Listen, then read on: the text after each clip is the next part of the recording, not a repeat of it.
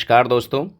आज एडिटोरिया का जो 5000 प्लस ऑब्जेक्टिव प्रश्न है बुक है उसका सेट 3 आरंभ करते हैं। तो शुरू किया जा रहा है।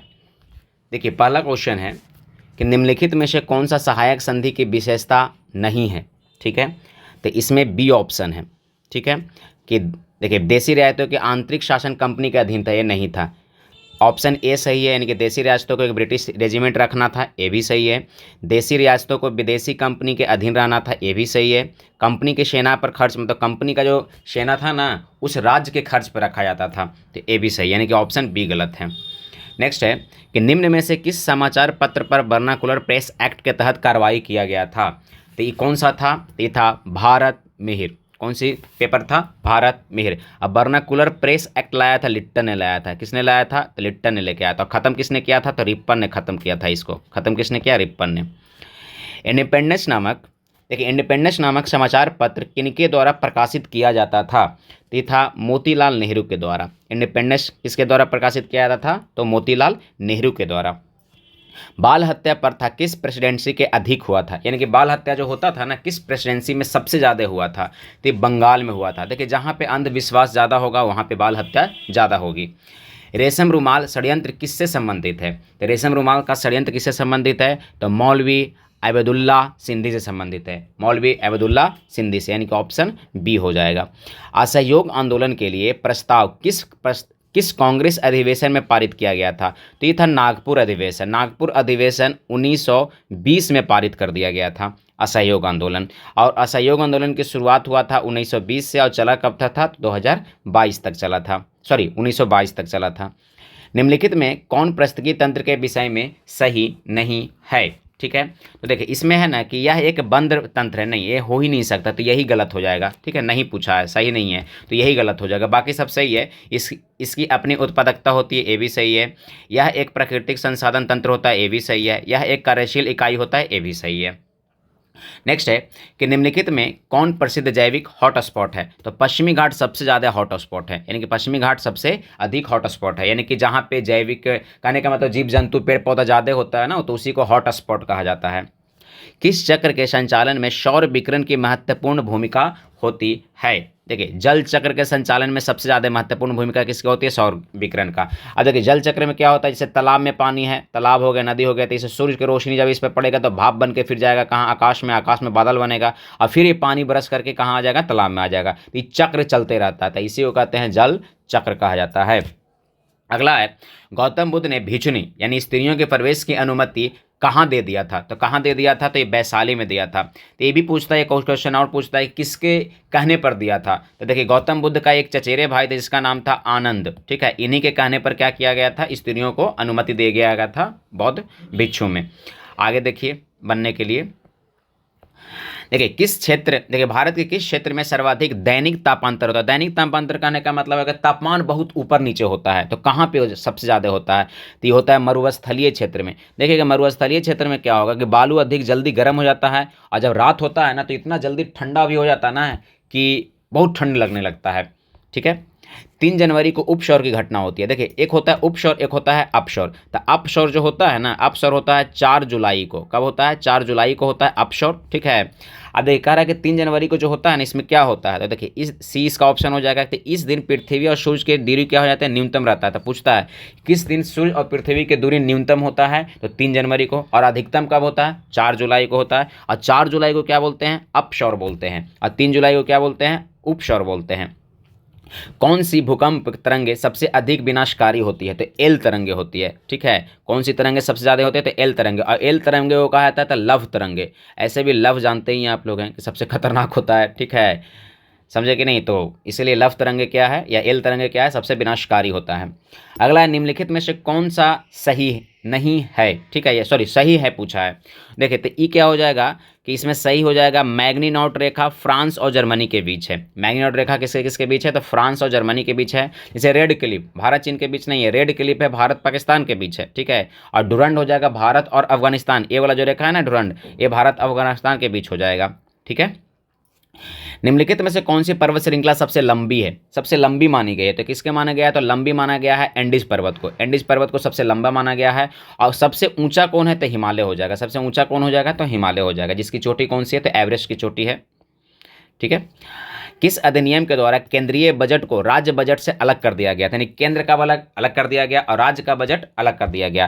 तो किया गया था भारत शासन अधिनियम 1919 में किया गया था। कब किया गया था? तो भारत शासन अधिनियम 1919 को किया गया था। निम्नलिखित में से किस योजना का आधार पर संविधान सभा का गठन किया गया था? यानी कि संविधान सभा का गठन किस योजना के आधार पर किया गया था? तो किया गया था कैबिनेट मिशन योजना के आधार पर। किसके आधार पर? तो कैबिनेट मिशन योजना के आधार पर किया गया था। कब हुआ था? तो 1946 में आया था। ठीक है, 1946 में आया था। अंतरिम सरकार का गठन कब किया गया था? तो अंतरिम सरकार का गठन किया गया 24 अगस्त 1946 को। अंतरिम सरकार का गठन कब किया गया? 24 अगस्त 1946 को। जिसकी अध्यक्ष कौन थे? तो अध्यक्ष थे यानी कि पीएम किसको बनाया गया था? यानी कि अध्यक्ष जिसको कह सकते हैं तो JL नेहरू को बनाया गया था, यानी कि जवाहरलाल नेहरू को बनाया गया था। नेक्स्ट है कि निम्नलिखित में से कौन सा कथन सत्य है? तो देखिए इसमें दोनों सही है। ठीक है, कौन कौन दोनों सही है देख लेते हैं इसको। देखिए जब राज्य में राष्ट्रपति शासन लागू होता है तो संसद को संबंधित राज्य के लिए राज्य सूची पर कानून बनाने का अधिकार होता है। बिल्कुल सही है कि जब देखिए किसी भी राज्य में राष्ट्रपति शासन लागू होगा ना, राष्ट्रपति शासन जैसे ही लागू होता है तो उस राज्य के पूरा विधानमंडल का जो कानून बनता है उस कौन बनाता है? संसद बनाता है। दूसरा क्या कह रहा है कि राष्ट्रपति शासन के उपरांत भी संसद द्वारा बनाए गए कानून ही प्रभावी रहेगा। ये भी सही है। ठीक है, चलिए आगे चलते। अनुच्छेद 54 का संबंध किससे है? तो अनुच्छेद 54 का संबंध किससे है? तो ये है राष्ट्रपति के निर्वाचन से संबंधित है। किससे हो जाएगा? तो राष्ट्रपति के निर्वाचन से संबंधित है, अनुच्छेद 54 हो जाएगा। अगला करें, निम्नलिखित में से कौन से कथन गलत हैं? देखिए गलत कह रहा है तो गलत कौन सा हो जाएगा? तो सी इसका ऑप्शन गलत है। क्या कह रहा है? देखिए अब ऑप्शन ए देख लेते हैं कि राज्य लोकसेवा आयोग के सदस्य एवं अध्यक्षों की नियुक्ति राज्यपाल द्वारा किया जाता है। ए सही है। ठीक है, राज्य लोकसभा अध्यक्ष या सदस्य का कार्यकाल पुनः नियुक्त नहीं किया जा सकता। ये भी सही है, इसको दोबारा नियुक्त नहीं किया जा सकता है। तीसरा क्या कहता है जो गलत है आंसर? राज्य लोकसेवा आयोग के अध्यक्ष और सदस्यों का वेतन भत्ता देखिए वेतन और भत्ता जो होता है ना राज्य संचित निधि से दिया जाता है, जबकि पेंशन भारत सरकार के संचित निधि से नहीं। ये गलत है। ठीक है, नेक्स्ट है कि राज्य लोकसभा आयोग के सदस्यों के अध्यक्षों को उसके पद से हटाए जाने की शक्ति राज्यपाल के पास नहीं होती। नहीं, राज्यपाल नहीं हटाता, इसको हटाता कौन है? तो राष्ट्रपति हटाता है। कौन हटाता है? तो राष्ट्रपति हटाता है। वित्त आयोग, देखिए वित्त आयोग के संबंध में कौन से कथन पर विचार किया, कौन सा सही हो सकता है? ठीक है, अब देखिए उपयोग में से कौन गलत? अच्छा गलत पूछ लिया है, गलत ही पूछ लिया है। देखिए क्या कहता है कि वित्त आयोग, देखिए वित्त आयोग में एक अध्यक्ष और 2 सदस्य होते हैं। नहीं, 2 सदस्य नहीं होते हैं, इसमें 3 या 4 सदस्य हो सकते हैं, 5 भी कभी कभी हो सकते हैं। तो ये गलत है, फिक्स नहीं किया गया, तो ये गलत हो जाएगा। तो जहाँ जहाँ एक है काट दीजिए, जैसे ये गलत हो जाएगा, ये गलत हो जाएगा। ठीक है, जहाँ जहाँ एक है सब गलत हो जाएगा, ये भी गलत हो जाएगा, ये भी गलत हो जाएगा। अच्छा नहीं गलत खाली पूछ रहा है ना, सॉरी। हाँ ठीक है। अब देखिए इनका कार्यकाल राष्ट्रपति का आदेश के तय द्वारा किया था। हाँ ये भी सही है, ये सही है, यानी कि 2 जहाँ जहाँ है वो सही हो जाएगा। इनकी पुनर्नियुक्ति नहीं हो सकती, नहीं, इसकी पुनर्नियुक्ति हो सकती है। तो ए और 3 गलत हो जाएगा, 1 और 3 गलत हो जाएगा। आगे देखिए, निम्न में से कौन से आरबीआई की मौद्रिक नीति का मात्रात्मक उपकरण है? यानी कि मौद्रिक नीति उपकरण है, मतलब जैसे कि कंट्रोल करता है आरबीआई। ठीक है, तो देखिए वैधानिक तरलता अनुपात, ये सही है। ठीक है, इसके आधार पर भी कर सकता है। नगर आरक्षित, इस पर भी किया जा सकता है। खुले बाजार की क्रिया, इस पर भी किया जा सकता है। यानी ऑप्शन 3 डॉ हो जाएगा। 1 2 3 सब सही हो जाएगा। यानी कि SLR और CRR ये दोनों से कंट्रोल करता है कौन? आरबीआई मौद्रिक नीति को, और खुले बाजार की नीति से भी कंट्रोल कर लेता है। प्रधानमंत्री किसान संपदा योजना का मुख्य उद्देश्य क्या है? जो प्रधानमंत्री किसान संपदा योजना, इसका मुख्य उद्देश्य क्या है? तो खाद्य प्रसंस्करण को बढ़ावा देना। इसका क्या उद्देश्य है? तो खाद्य प्रसंस्करण को बढ़ावा देना। निम्नलिखित में से कौन सी समिति फ्रेम नहीं है, FRBM अधिनियम से संबंधित है? तो FRBM से संबंधित कौन है? तो NK सिंह समिति है। कौन है? NK सिंह समिति है। निम्नलिखित में से कौन सा संस्थान न्यूनतम समर्थन मूल्य के बारे में भारत सरकार को सिफारिश करता है? तो ये करता है कृषि एवं लागत मूल्य आयोग करता है। तो एक क्वेश्चन बहुत बार पूछा है कि MSP का निर्धारण कौन करता है? तो कृषि लागत एवं मूल्य आयोग करता है। सीता अध्यक्ष का संबंध किससे है? ठीक है, तो भूमि कर विभाग से। सीता अध्यक्ष का संबंध किससे है? तो भूमि कर विभाग से। देखिए कश्मीर के क्षेत्रीय इतिहास का सजीव वर्णन किसने किया था, यानी किसमें किया गया? तो राज तरंगनी में किया गया था। ठीक है, कश्मीर का ऐसे भी राज तरंगनी जो है ना कश्मीर के इतिहास के लिए जाना जाता है। अगला है सिजदा अपवोश, सिजदा पवोश किसने शुरू किया था? तो ये बलवन के द्वारा शुरू किया गया था। ये जैसे घुटने पर बैठ करके नमन करना या तो पैरों को चूमना, ये सब बलवन के द्वारा किया गया था। उत्तरी कौन था? तो एक इतिहासकार था। उत्तरी कौन था? तो एक इतिहासकार था। शेरशाह के बारे में कौन सा कथन असत्य है? ठीक है, देखिए देख लेते हैं क्या है। शेरशाह बेलाग्राम युद्ध के, देखिए युद्ध विजय के बाद द्वितीय अफगान राज्य की स्थापना दिल्ली में किया, ये सही है। शेरशाह ने उपज का 1/3 भाग कर के रूप में लिया, नहीं ये गलत है। ठीक है, 1/6 भाग शायद लिया था, ये गलत हो जाएगा। तो यानी ऑप्शन बी गलत है। शेरशाह का मकबरा दिल्ली में है। ठीक है, एक सेकंड, असत्य है, एक सेकंड रुकिए, एक सेकंड, देखिए ये गलत हो गया। ठीक है, 1/3 ही था इसका। ठीक है, देखिए शेरशाह का मकबरा दिल्ली में था। ठीक है, ये गलत है। ठीक है, ये गलत है, ये नहीं, सासाराम में है। कहाँ है? सासाराम में। सासाराम जो बिहार वाला एरिया है ना, उसमें है। अगला देखिए, किस प्रसिद्ध शासक के द्वारा अमुक्त मालदा लिखा गया था? तो ये कृष्णदेव राय के द्वारा लिखा गया था। बहुत बार क्वेश्चन पूछा गया है, अमुक्त मालदा किसने लिखा? तो कृष्णदेव राय ने लिखा है। दिल्ली सल्तनत के सभी सुल्तानों में सर्वाधिक समय तक शासन निम्नलिखित में से किसने किया था? यानी सबसे ज़्यादा दिल्ली सल्तनत में कौन शासन किया है? तो बहलोल लोदी किया है, सबसे अधिक दिनों तक के बहलोल लोदी किया है।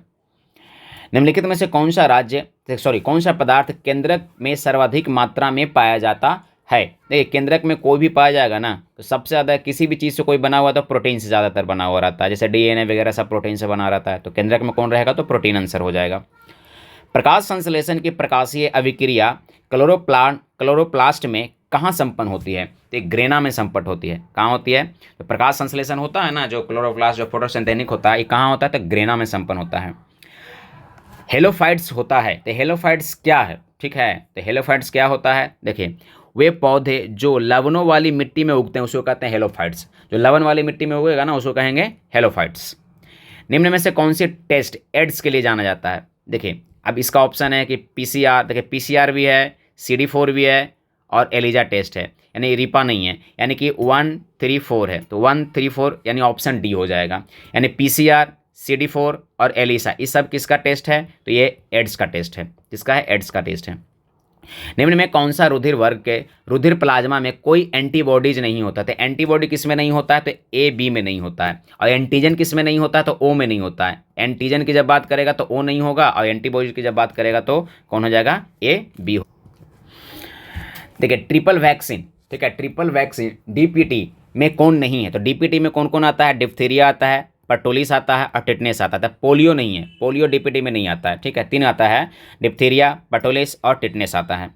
अल्फा कण द्रव्यमान, देखिए अल्फा कण का द्रव्यमान हीलियम के 1 अणु के बराबर होता है। इसके आवेश किसके बराबर होते हैं? तो इसके आवेश होते हैं किसके बराबर? 2 प्रोटॉन के बराबर होते हैं। किसके बराबर होते हैं? 2 प्रोटॉन के बराबर होते हैं। न्यूटन के किस गतिक नियम से बल के व्यंजक प्राप्त होता है? तो न्यूटन के किस गति नियम से बल के व्यंजक प्राप्त होता है? द्वितीय नियम से। याद रखिएगा, जो F बराबर होता है ना M वगैरह। सिलिकॉन, देखिए सिलिकॉन हो गया, जर्मेनियम, कार्बन आदि पदार्थ की प्रतिरोधकता ताप बढ़ने पर क्या होती है? देखिए अधिकतर पदार्थ को देखिएगा, जब ताप किसी को बढ़ाया जाएगा ना, ठीक है, तो उसमें जो अभिक्रिया होता है, जो प्रतिरोधक क्षमता होता है वो बढ़ जाता है। ठीक है, हमेशा बढ़ते रहता है। निम्न में से किस तत्व का सर्वाधिक समस्थानिक होता है? तो पोलोनियम का सबसे ज़्यादा समस्थानिक होता है। समस्थानिक कहने का मतलब है कि जैसे कि द्रव्यमान संख्या और परमाणु संख्या को जब घटाते हैं ना तो उसको समस्थानिक मतलब निकलता है, तो उसी को कहा जाता है। तो पोलोनियम का सबसे ज़्यादा समस्थानिक माना गया है या मिलता है। हाइड्रोजन को जलाने से क्या प्राप्त होगा? तो जब भी हाइड्रोजन को आप जलाइएगा, ठीक है, तो पानी प्राप्त हो जाए। क्यों बताते हैं? क्योंकि हाइड्रोजन जब जलेगा तो किसके साथ जलेगा? ऑक्सीजन के साथ। जब हाइड्रोजन प्लस ऑक्सीजन मिल जाएगा तो क्या बन जाएगा? H2O बन जाएगा। ठीक है, तो यानी कि पानी बन जाएगा। ग्रेफिन होता है, देखिए कार्बन का नैनो प्रतिरूप जो होता है ना, ये ग्रेफिन कहलाता है। जब छोटा छोटा जब कार्बन जो होता है ना, पतला पतला, उसी को कहते हैं ग्रेफिन। ठीक है, विश्व रक्तदान दिवस कब मनाया जाता है? तो 14 जून को मनाया जाता है। विश्व रक्तदान दिवस कब मनाया जाता है? 14 जून को मनाया जाता है। देखिए अगला है मिलान करने वाला। प्लाज्मा अनुसंधान कहाँ है? तो ये है आपको गांधीनगर में। प्लाज्मा अनुसंधान कहाँ है? गांधीनगर में आपको मिलेगा प्लाज्मा अनुसंधान। अब ये राष्ट्रीय समुद्री विज्ञान संस्थान, तो ये है पणजी में। कहाँ मिल जाएगा? पणजी में मिल जाएगा। केंद्रीय खाद्य प्रौद्योगिकी अनुसंधान संस्थान, ये कहाँ मिलेगा? तो मैसूर में मिलेगा। और भारतीय मौसम विज्ञान संस्थान, ये दिल्ली में मिलेगा। तो इसके हिसाब से ऑप्शन डी सही हो जाएगा। ऑप्शन डी सही हो जाएगा। अगला है पंचरात्र का संबंध किस धर्म से है? तो पंचरात्र का संबंध है वैष्णव धर्म से। पंचरात्र का संबंध किससे है? तो वैष्णव धर्म। एकमात्र भारतीय जिसे रसायन के क्षेत्र में नोबेल पुरस्कार प्राप्त हुआ है, ठीक है। तो नोबेल पुरस्कार प्राप्त करने वाले कौन है, तो वेंकटरमन रामकृष्णन है, वेंकटरमन रामकृष्णन है, इनको नोबेल पुरस्कार मिला रसायन के क्षेत्र में। ऐसे देखिए भौतिकी के क्षेत्र में जैसे सीवी रमन को मिला है, और बायोलॉजी के क्षेत्र में हरगोविंद खुराना को मिला है, डीएनए को जो प्रोसेसिंग करने के लिए। भारतीय नौसेना की पहली महिला पायलट लेफ्टिनेंट जो शिवांगी स्वरूप नाम है, किस राज्य की रहने वाली है, तो बिहार की रहने वाली है। कहाँ की रहने वाली है, बिहार की रहने वाली है। देखिए 50 क्वेश्चन का सेट था, ठीक है, लेकिन इसके साथ कुछ और भी दिया गया, जैसे वेद के बारे में दिया गया है, इसको भी थोड़ा सा अध्ययन देख लीजिए। देखिए ऋग्वेद के बारे में है, तो सबसे प्राचीन वेद किसको कहते हैं, तो ऋग्वेद को कहा जाता है। इस वेद के पढ़ने वाले को क्या कहा जाता है, होत्री। याद नहीं रखेगा कि ऋग्वेद को पढ़ने वाले को क्या बोला गया, तो होत्री बोला गया है। इसके तीसरे मंडल में गायत्री मंत्र का उल्लेख मिलता है। क्वेश्चन पूछा हुआ है कि किस मंडल में गायत्री मंत्र का उल्लेख मिलता है, तीसरे मंडल में जो गायत्री मंत्र का उल्लेख मिलता है। और 9वें मंडल में क्या है, तो सोम देवता है, जो सोमरस वगैरह होता है ना, उसी का सोम देवता के बारे में किया गया है।